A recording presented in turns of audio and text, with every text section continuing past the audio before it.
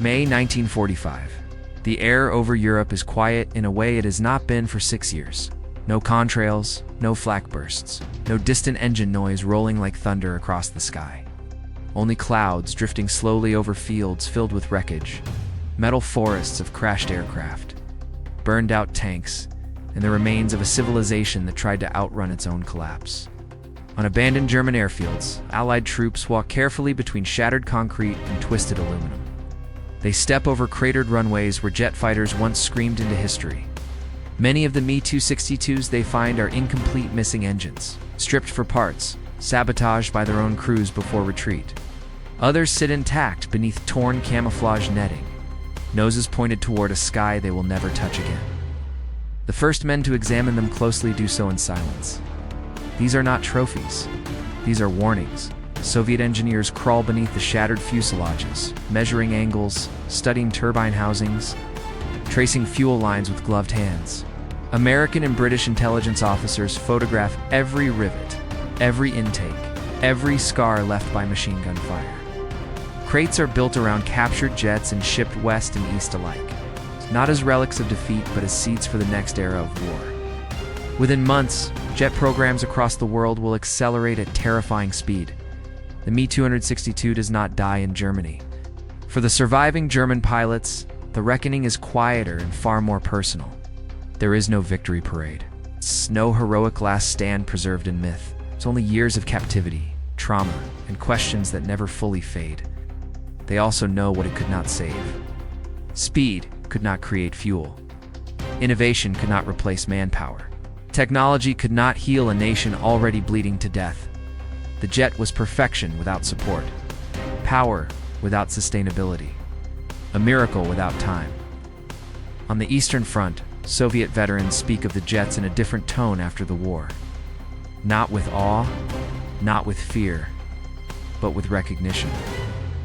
The moment the sky betrayed every rule they had learned. The shock of seeing comrades vanish without warning. But they also remember what followed. The empty airfields, the silent runways, the gradual disappearance of the lightning.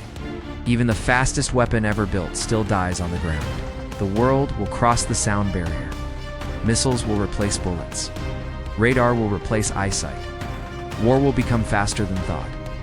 But every modern air force will trace its lineage back to one aircraft that flew too late over a dying empire.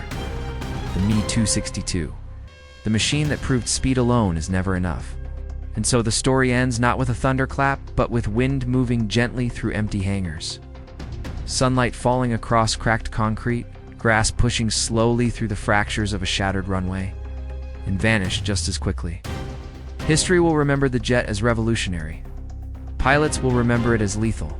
Engineers will remember it as genius. But the war itself remembers it differently. It's lightning that struck too late to change the storm. A British Tempest screams across the approach path from right to left, guns blazing. Steinhoff jerks the stick. Rounds punch into the fuselage behind him. The runway explodes and fountains of dirt mere meters ahead. He slams the jet onto the concrete, brakes screaming, engines sputtering at starvation levels. The aircraft skids sideways. Shrapnel rips into the airframe. Then silence.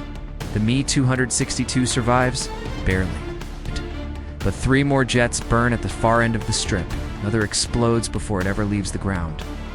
The future is being destroyed in the present, one runway at a time. On the Eastern Front, the Red Army is no longer concerned with what flies overhead.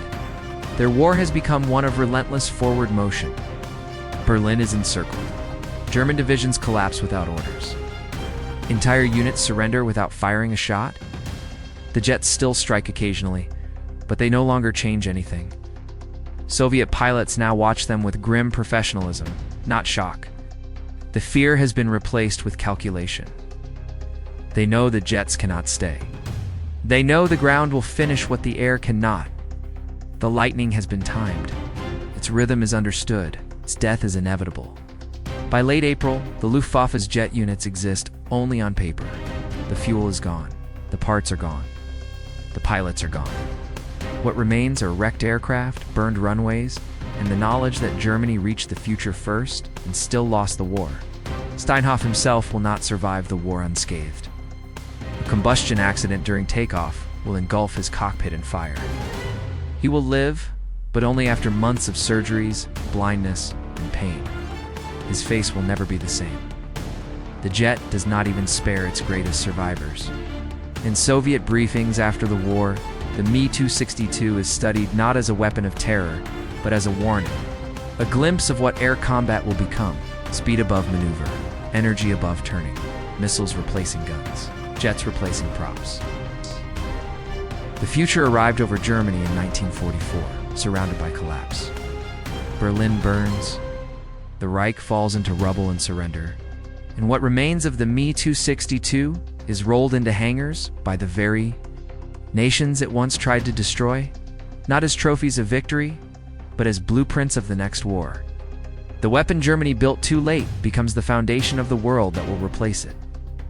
And the men who once laughed at rumors of impossible machines now understand what they saw: not just a fighter, but the first shadow of the modern age cutting through the last war of the old world. But one question still lingers in the wreckage of history. April 1945. The forests of southern Germany are stripped bare by spring rain and bombardment. What remains of the Luftwaffe is scattered across hidden strips carved into farmland and autobahns. The Me-262s sit beneath camouflage nets like wounded animals, their silver skins dulled by mud and ash. They are still deadly, but they are no longer many. Each morning, fewer machines answer the roll call. Each night, more airfields burn. Johannes Steinhoff straps himself into the cockpit knowing the end is close. He can feel it in the air, not through intelligence briefings or radio intercepts, but through the silence of empty hangars and the absence of familiar voices. The men who once joked beside him are gone. Shot down, crashed, captured, burned alive in engines that failed them at takeoff. Today's mission is interception. Allied bombers again. Another attempt to delay the inevitable by minutes, not days. Throttle forward, jet turbines howl. The runway races backward in a blur of mud and concrete. For a few seconds, gravity tries to kill him. Then the Me-262 breaks free, climbing like nothing else in the world can climb. For a moment, just a moment, Germany owns the sky again. Above, Soviet and Allied aircraft fill the airspace in layers. The war has become vertical now, altitude stacked upon altitude, contrails weaving like scars across the heavens. The Me-262 punches through them like a blade. One firing pass. Bombers rupture, fighters scatter. Cannon shells vanish into fuselages and cockpits with surgical violence. Pilots trained for turning fights cannot even point their noses fast enough to see their attacker. The jet is untouchable. For 8 minutes, that is all the time it has. On the ground below, Allied fighters are already circling the airstrip. Steinhoff departed from. They do not chase him into the stratosphere. They wait, patient, calculating. Mustangs loiter at low altitude. Tempests skim hedgerows. Thunderbolts prowl the treetops. They know the runway is the choke point, and when Steinhoff turns home with fuel gauges dropping toward empty, the sky beneath him is alive with enemies. The descent is the most dangerous part. Throttle back. Engines respond slowly. The Me-262 is now fast, but not untouchable. Tracers streak upward. Mustang rips past below him. For the first time in the mission, fear returns. The jet drops toward the runway. The strip is in sight. Smoke curls from last night's bomb craters. Ground crews are already waving frantically. Incoming aircraft have nowhere to hide now. Landing gear down, speed bleeding off, engines whining instead of roaring. This is when the hunters strike. In January of 1945, as the Red Army surges toward the Oder in force, Me-262 sorties spike in desperation. The jets attack Soviet armor columns. They hunt supply convoys. They slash into bomber streams still pressing the shrinking Reich. They kill. They terrify. They leave smoking wreckage across the sky. But they cannot stop the tide. Deep inside Soviet command bunkers, intelligence summaries now list the jet as a known factor. No longer myth. No longer surprise. Just one more threat to be managed, measured, and absorbed. A new phrase enters reports. High-speed interceptor. Limited endurance. The future has arrived and already revealed its weakness. For the German pilots, the truth is even harsher. They fly knowing the war is lost, They fly knowing their aircraft is 10 years ahead of the world and 10 minutes short of fuel. They fly knowing every successful mission may be their last, not because of enemy fighters, but because the Reich no longer has the infrastructure to sustain what it created. Each takeoff feels like defiance. Each landing feels like survival, not victory. And yet, in those brief, terrifying moments when the Me-262 knifes through a Soviet formation like a thunderbolt made of steel and fire, the illusion of German air dominance returns, just long enough to kill and vanish. A ghost of what might have been, shadow of a future that arrived too late. The Red Army keeps advancing, airfields keep burning, the fuel keeps running out, and the question hanging over the skies of the collapsing Reich is no longer whether the jets can strike fear into Soviet pilots, but how long they can stay alive at all, because now the hunters are learning where the lightning lands. The next morning, the Oder Valley is swallowed in fog so thick, it feels like the world is folded in on itself. Soviet ground crews move by memory more than sight, wiping frost from wings, checking ammunition belts by touch. Pilots sit in their cockpits with engines idling low, breath fogging their masks, nerves stretched thin after the reports from the previous day. Jets. Still hard to believe. Then, through the haze, the sound comes again. Not the steady growl of piston engines, but that same ripping scream, like the sky itself tearing open. The fog shudders as a gray shape detonates out of it at impossible speed. Guns already firing. One Il-2 vanishes in a burst of flame. Another loses its tail and tumbles end over end into the trees below. The attack lasts seconds. The jet is gone before the escorts even acquire a firing solution. For the Red Air Force, disbelief is dead now. Fear has taken its place. Across the front, orders ripple outward with urgency. Tighter formations, layered escort screens, unpredictable approach routes. The old confidence is gone. The old certainty that nothing in the Luftwaffe can match Soviet numbers has been shaken.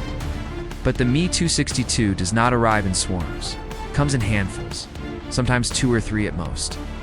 And every time it appears, something vital is missing, something the Soviet pilots would quickly learn to recognize. There is no follow-up, no sustained pressure, no wave after wave of attacks. The jet strikes, and then it must vanish.